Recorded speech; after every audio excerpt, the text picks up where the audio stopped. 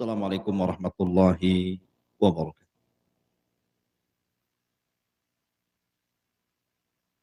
Alhamdulillah. Alhamdulillahilladzi bi ni'matihi tatimmus shalihat. Asyhadu an la ilaha illallah wahdahu rabbi la syarika lah. Wa asyhadu anna Muhammadan abduhu wa rasuluhu alladzi la nabiyya ba'da. Amma ba'du ma'asyiral muslimin, jemaah sekalian yang dirahmati Allah Subhanahu wa taala. Kita lanjutkan kajian kita masih membahas Siratul Mustafa, sejarah manusia pilihan Rasulullah Muhammad sallallahu alaihi wasallam. Dan kita masuk atau masih masuk pada permulaan dakwah Nabi sallallahu alaihi wasallam. Nah, salah satu dari sahabat Nabi sallallahu alaihi wasallam yang masuk ke dalam Islam antara pertengahan dakwah sirriyah dan dakwah jahriyah adalah Asadullah, singanya Allah. Siapa?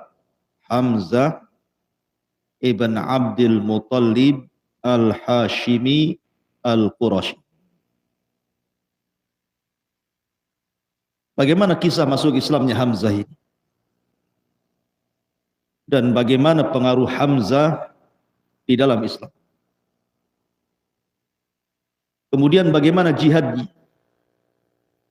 Dan bagaimana wafatnya? Inilah yang kita akan bahas di malam hari ini tentang Hamzah ibn Abdul Muttalib. Kita tahu bahwa Abdul Muttalib itu memiliki anak secara keseluruhan itu sekitar 17. 10 anak laki-laki dan 7 anak perempuan.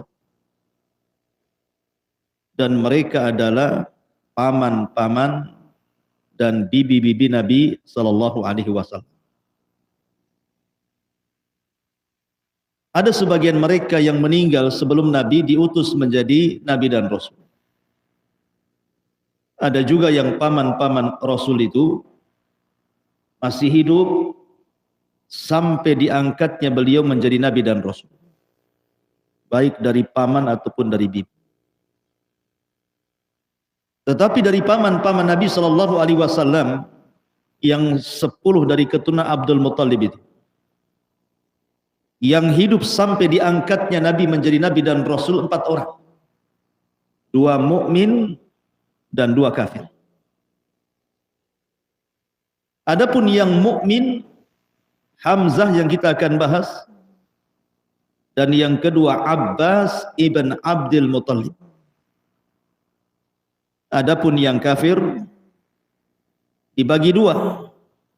Kafir yang memusuhi Rasul, Abu Lahab, dan kafir yang tidak memusuhi Rasul, bahkan cenderung membela dakwah Rasul, Abu Talib. Inilah paman-paman Nabi sallallahu alaihi wasallam yang hidup sampai diangkatnya beliau menjadi Nabi dan Rasul. Ma'asyiral muslimin yang dimuliakan Allah Subhanahu wa taala, siapa Hamzah itu? Hamzah adalah Hamzah ibn Abdul Muttalib ibn Hashim ibn Abdi Manaf, dan turunannya sampai kepada Adnan dan begitu seterusnya. Sebenarnya Hamzah ini bukan hanya sekedar paman Nabi sallallahu alaihi wasallam, tetapi dia juga adalah saudara sepersusuan Nabi. Jadi satu sisi saudara sepersusuan, tapi sisi lain Hamzah ini adalah paman Nabi dan sama-sama yatim. Makanya kemudian disusukan di satu wanita sehingga menjadi anak susuan dengan Nabi Shallallahu Alaihi Wasallam. Sama-sama disusukan kepada seorang wanita yang bernama Tuwaibah. Tuwaibah ini dulunya budaknya Abu Lahab. Ketika Rasul lahir dimerdekakan. Lah Tuwaibah inilah yang kemudian mengangkat anak susuan diantaranya Hamzah. Kemudian Abu Salamah. Kemudian Nabi Shallallahu Alaihi Wasallam. Ini jadi saudara sesusuan semua. Adapun kehidupan di zaman jahiliyah, jadi Hamzah ini orang awam. Dia nggak peduli dengan orang-orang Quraisy. Jadi dia hanya berburu saja. Dia suka berburu gitu saja orangnya. Jadi setiap hari dia latihan memanah, latihan berkuda, latihan menombak, dan suka berburu. Anehnya yang diburu itu bukan seperti kita berburu. Kalau antum berburu apa? Ayam kampung. Kalau Hamzah ini buruannya adalah asad, singa yang diburu. Berburu singa. Makanya dia selalu menggunakan mantel dari kulit singa. Karena yang diburunya adalah singa. Wajar kalau kemudian gelarnya disebut Asadullah. Asadullah itu artinya singanya Allah. Dan singanya Rasulullah Sallallahu Alaihi Wasallam. Jadi bagaimana masuk Islamnya Hamzah ibn Abdul Muttalib? Begini ceritanya. Ketika Nabi Sallallahu Alaihi Wasallam pada tahun ke-6 setelah diangkatnya beliau menjadi Nabi dan sudah punya markas di Daril Arqam ibn Abi Arqam. Jadi Hamzah ini suatu ketika berburu dan Nabi Shallallahu Alaihi Wasallam ketika itu pergi ke Bukit Safa. Tiba-tiba di perjalanan ke Bukit Safa datang Abu Jahal, Fir'aun Yaumati. Tiba-tiba mendekati Nabi Shallallahu Alaihi Wasallam, dicaci maki Rasul Shallallahu Alaihi Wasallam dengan kata-kata yang kasar sekali. Tapi Nabi Shallallahu Alaihi Wasallam diam saja. Dan Nabi Shallallahu Alaihi Wasallam tentu memberikan contoh terbaik. Rasul diam karena tahu bahwa kalau dilayani percuma melayani Abu Jahal. Lah ketika Nabi Shallallahu Alaihi Wasallam dicaci maki, rupanya di situ ada budaknya Abdullah ibn Jad'an. Mendengar, menyaksikan bagaimana Abu Jahal itu maki-maki Nabi. Hamzah ini baru pulang dari perburuan, berjumpa pula dengan budaknya Abdullah ibn Jad'an. Kata budaknya Abdullah ibn Jad'an, diceritakan, ya Hamzah ponakanmu si Muhammad itu tadi aku melihat dicaci maki oleh si Abu Jahal dengan makian yang kasar sekali. Oh, hitam dia, naik darahnya. Padahal Hamzah ketika itu masih musyrik, belum masuk Islam ya. Maka dicarinya Abu Jahal ini. Rupanya Abu Jahal ketika itu berada di sekitar Ka'bah bersama orang-orang kafir Quraisy di situ. Tidak pikir panjang ikhwatu fiddin, datang saja Hamzah kepada Abu Jahal, langsung memukulkan busurnya ke kepala Abu Jahal sehingga darah mengalir dari kepalanya. Tidak ada bicara, tidak ada basa-basi. Datang, ambil busur, tepuk kepalanya Abu Jahal itu. Kemudian Hamzah tiba-tiba mengatakan, kenapa engkau mencaci maki keponakanmu? Maksudnya Nabi Shallallahu Alaihi Wasallam. Wa ana ala dini, sementara saya berada di atas agamanya, padahal belum masuk Islam. Ya, karena ingin membela siapa? Ponaannya kan itu. Kenapa kau berani mencaci maki ponaan sementara aku berada di atas agamanya? Masuk Islam aja belum. Jadi Hamzah itu betul-betul membela Nabi SAW. Ketika itu ada orang Quraisy yang hendak menyerang Hamzah. Ketika melihat tokoh mereka Abu Jahal diserang kepalanya sehingga berdarah, tapi Hamzah menantangnya, kalau engkau benar berani kepadaku, pun kubunuh hari ini juga. Akhirnya tidak berani. Orang kenal siapa Hamzah di tengah-tengah orang-orang Quraisy. Ma'asyiral muslimin yang dimuliakan Allah Subhanahu wa taala. Kemudian setelah itu Hamzah mendatangi Nabi SAW. Kemudian Nabi SAW mengajak Hamzah agar masuk ke dalam agamanya. Awalnya ditolak, tetapi terus menerus Rasul mengajak ke dalam Islam. Akhirnya dilembutkan hatinya, Hamzah pun bersyahadat. Maka dengan masuk Islamnya Hamzah, menjadi goncang orang-orang Quraisy itu. Karena 6 bulan setelahnya Umar juga masuk Islam setelah Hamzah ini. Makin keras kan gitu ya permusuhan orang-orang Quraisy ke dalam Islam.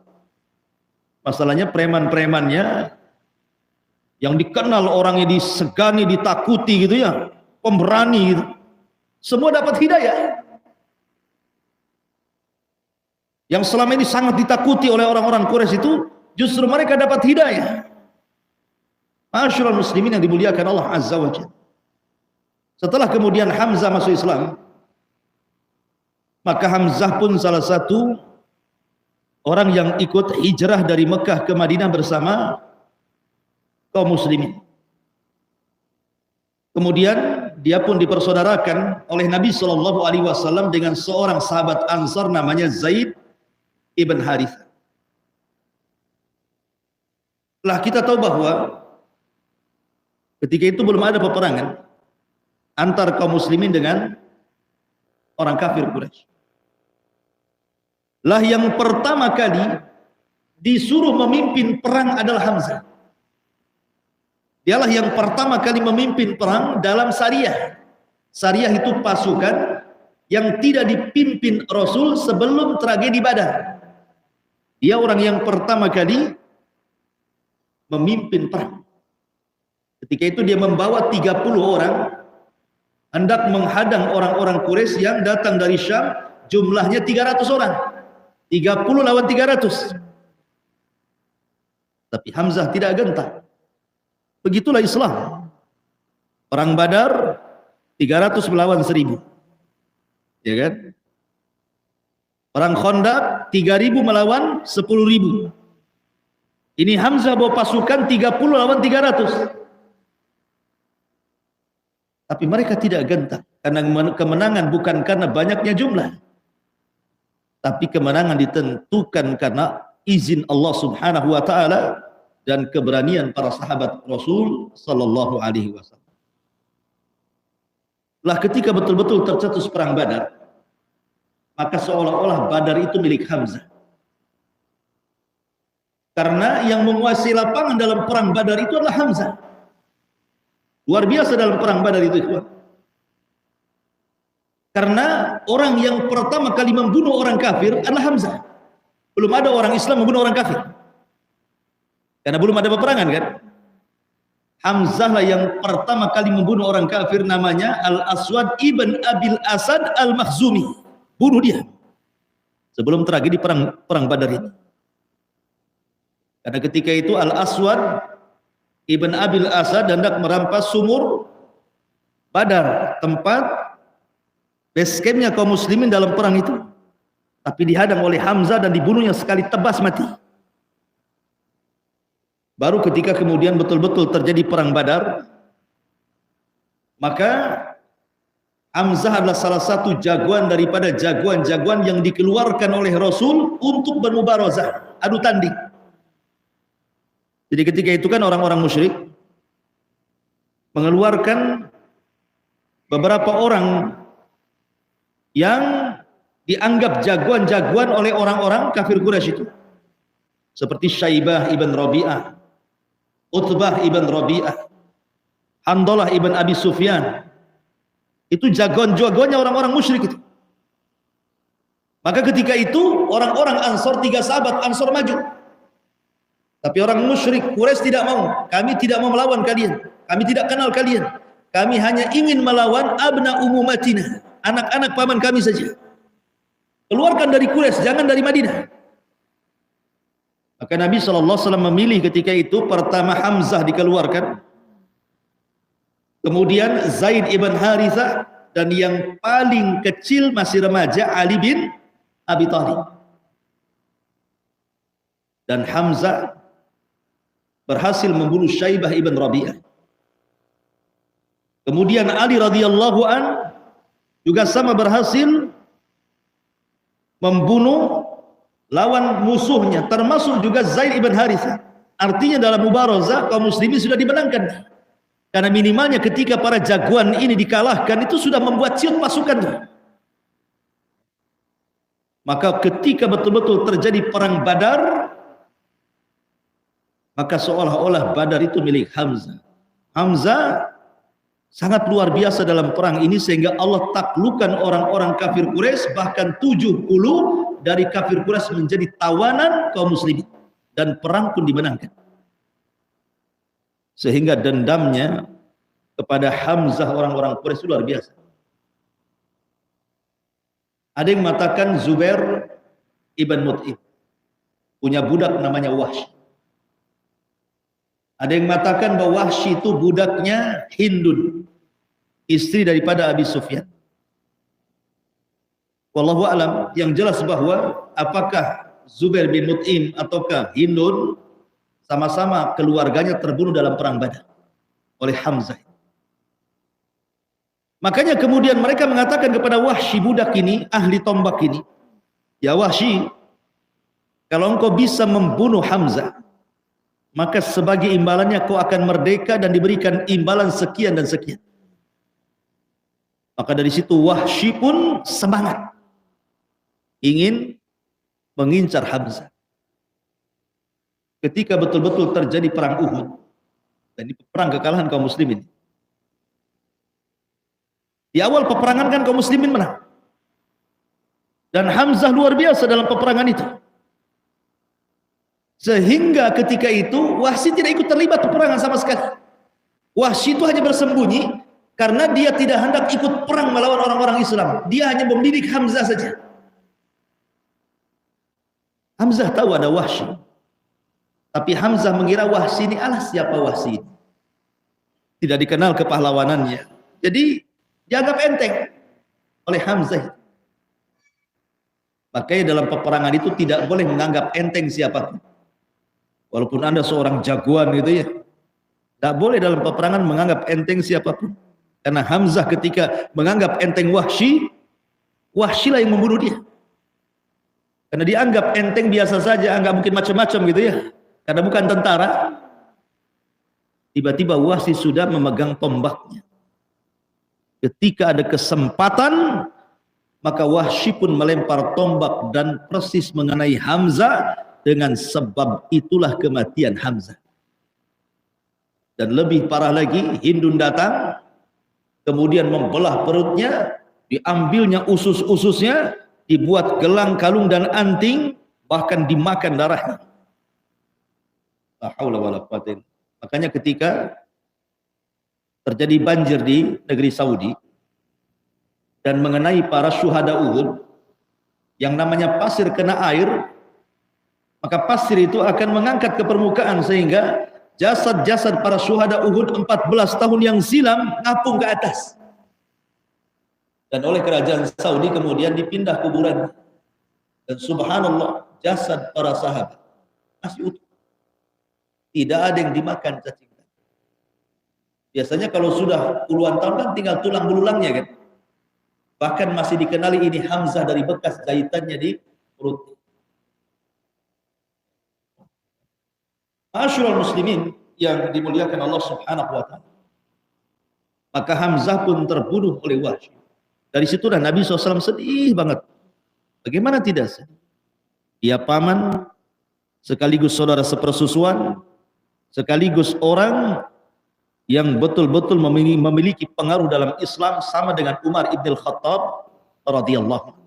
Makanya sedih. Ketika kemudian Allah takdirkan pembunuh Hamzah Wahsy ini masuk Islam, maka dia datang kepada Nabi SAW. Tapi Rasul kalau melihat Wahsy teringat pamannya Hamzah, sehingga dia mengatakan kepada Wahsy, palingkan wajah, jangan pernah aku menatap wajah.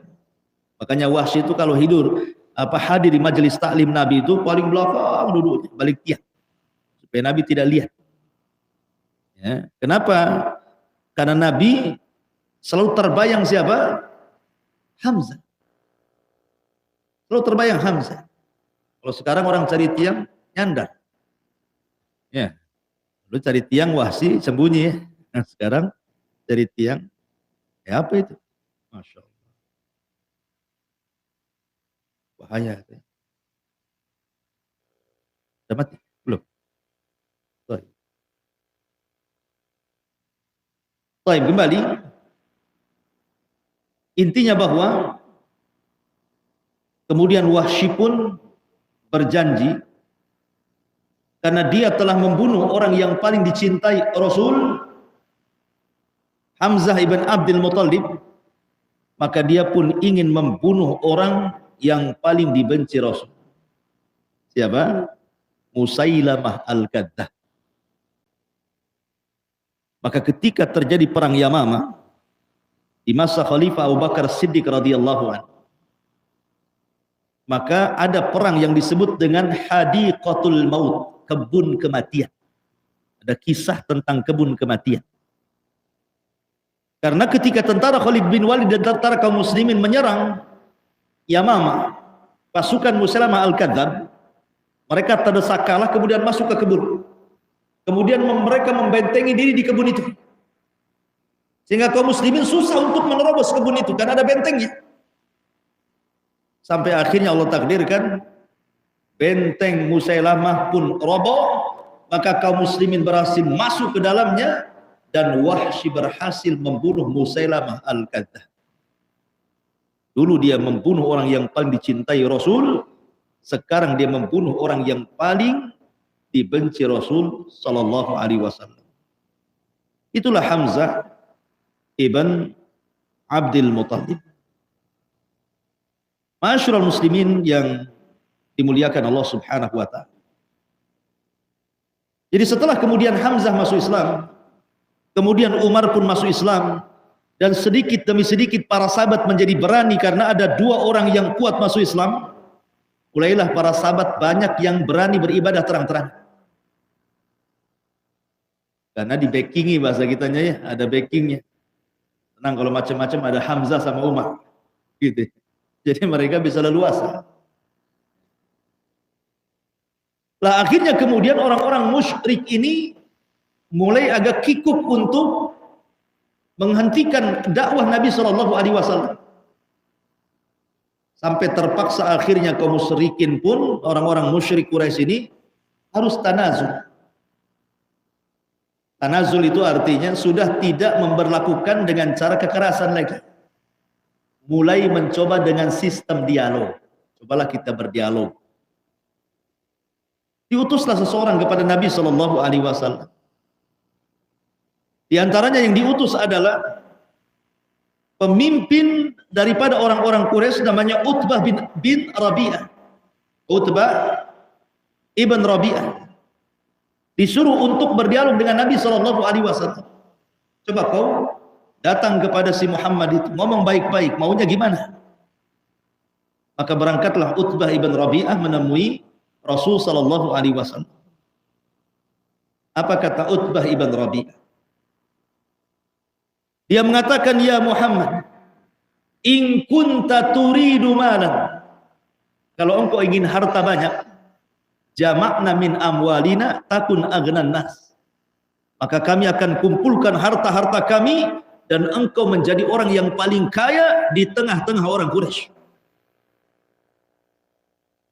Kemudian kata Utbah, wa in kunta turidu malikan malaknaka iyana, Tapi kalau engkau ingin menjadi penguasa, ingin menjadi raja, maka kami akan jadikan engkau pemimpin kami dan raja kami.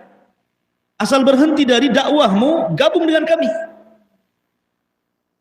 Wa in kunta turidu nisaan jawaznak bi ajmali fatati Quraisy. Kalau memang engkau ingin seorang wanita, kami akan carikan wanita tercantik dari wanita-wanita Quraisy, kami nikahkan dia dengan kamu. Wa in kunta majnunan allajna. Kalau engkau memang gila, kami carikan tabibnya, kami obati. Silakan. Memilih mana? Kalau dai zaman sekarang ditawari kayak gitu, oke lah. Mana rumahnya? Mana hartanya? Jadi saya jadi dai lah. Gitu. Jadi pengusaha saja lah kan. Mental Rasul bukan mental kerupuk kayak kita. Mental baja. Nabi SAW tidak menggubris tawaran-tawaran itu. Sampai Utbah ibn Rabi'ah ini ngomong terus. Sampai akhirnya berhenti sendiri. Ketika Utbah ini berhenti, maka Nabi SAW mengatakan, ya Utbah, kau dari tadi bicara, aku dengar. Sekarang gantian kita bicara. Maka Nabi SAW setelah mendapatkan izin untuk bicara, Rasul tidak bicara dengan retorika pembicaraan yang dilakukan seperti Utbah bin Rabi'ah, tidak. Dia langsung membaca Quran. Itulah Rasul. Rasul tidak banyak ngomong, langsung membaca Al-Quran. Kata Nabi, ya Aba Al-Walid, fasma' minni, dengarkan kata-kata. Kemudian Rasul mengatakan, Bismillahirrahmanirrahim. Hamim. Tanzilun minarrahmanirrahim. Kitabun fussilat ayatuhu Qur'anan Arabiyan liqaumin ya'lamun. Basyiran wa nadhiran fa'arada aktsaruhum fahum la yasma'. Wa qalu qulubuna fi akinnati mimma tad'una ilaihi wa fi adhanina waqrun wa min bainina wa bainika hijabun fa'mal innana 'amilun. Hamim, Quran ini diturunkan dari Tuhan yang Maha Pengasih, Maha Penyayang. Kitab yang ayat-ayatnya dijelaskan, bacaannya dalam bahasa Arab, untuk kaum yang mengetahui, yang membawa berita gembira dan peringatan. Tetapi kebanyakan mereka berpaling darinya, serta tidak mendengarkan. Dan mereka berkata, hati kami sudah tertutup dari apa yang engkau serukan kepada kami, dan telinga kami sudah tersumbat. Dan di antara kami dan engkau ada dinding, karena itulah lakukanlah sesuai kehendakmu, sesungguhnya kami akan melakukan sesuai dengan kehendak. Ketika Rasul membacakan ayat ini, hasbuka ya Muhammad, hasbuk. Cukup. Dalam riwayat yang lain, Nabi SAW membaca, fa in a'radu fakul anzartukum sa'iqatan misla sa'iqati 'adi wa thamud. Kalau mereka orang-orang kafir Quraisy itu berpaling dari dakwahku, nanti akan datang kepada mereka halilintar yang pernah halilintar itu menghancurkan kaum 'Ad dan kaum Tsamud. Mendengar kehancuran kaum 'Ad dan Tsamud, ketakutan Utbah ini. Hasbuka ya Muhammad, cukup wahai Muhammad. Dan dia tahu bahwa Nabi ini kalau berdoa mustajab. Nah, dari sini Utbah terpengaruh dengan bacaan Quran yang dibaca Nabi. Sehingga ketika dia pulang kepada kaumnya menunggu-nunggu kabar. Macam mana keputusanmu dengan dia? Apa-apa, kira-kira apa-apa? Tetapi mereka mengatakan, ya Utbah, aku lihat wajahmu berbeda ketika engkau pulang dan ketika engkau berangkat. Ada apa dengan kamu, katanya? Kau tersihir dengan si Muhammad ya? Tiba-tiba Utbah ini justru malah kemudian membela Nabi Shallallahu Alaihi Wasallam. Maksudnya, gimana aku mau menyalahkan dia? Sementara kata-katanya maksudnya Al-Quran yang dibaca, itu memang kata-kata yang luar biasa, yang tidak dimiliki siapapun. Setiap kami mendengar kata-katanya menjadi nikmat, menjadi lezat. Dan kami menambah mendorong untuk semakin mendengar. Maka orang-orang Quraisy mengatakan, anta masyhur, kau sudah disihir sama si Muhammad. Dibilang disihir gitu. Akhirnya ma'asyiral muslimin, diutus lagi orang lain untuk berdialog dengan Nabi Shallallahu Alaihi Wasallam. Datanglah orang ini kepada Rasul dan mengatakan, sudah gini saja, bagaimana kalau kita berdemokrasi sajalah.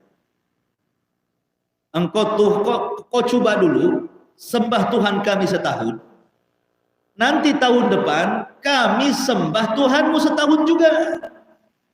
Kalau cocok, kau yang ikut agama kami atau kami yang ikut agama kalian. Demokrasi kan gitu ya. Maka Nabi SAW terdiam sampai turun ayat qul ya ayyuhal kafirun la a'budu ma ta'budun. Orang-orang kafir, tak mungkin saya sembah sembahan kalian sebagaimana kalian tak mungkin juga menyembah Tuhan yang saya sembah.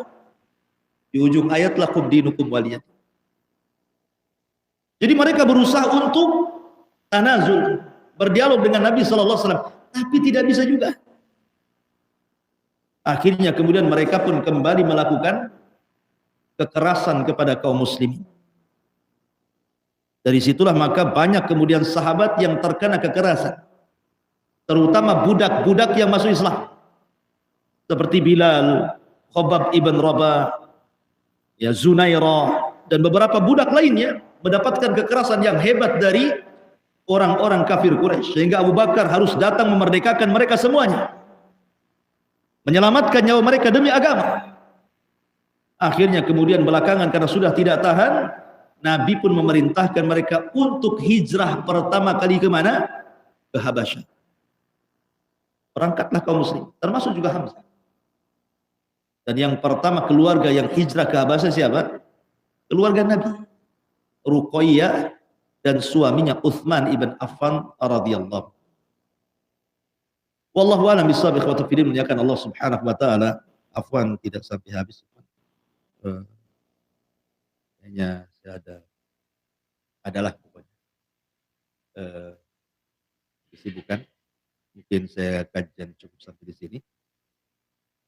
Insyaallah mungkin kita lanjutkan di minggu depan. Saya juga minta maaf kajian pagi memang kondisi kesehatan masih menurun gitu ya. Kalau pagi datang pula dinginnya ya. Kemudian kalau sehat betul, insyaallah kita mulai lagi kajian pagi, dan saya minta doa kepada antum supaya dapat diberikan kesehatan dan dipulihkan. Subhanallah bihamdika asyhadu an la ilaha illa anta astaghfiruka wa atubu ilaik. Allah taala. Assalamualaikum warahmatullahi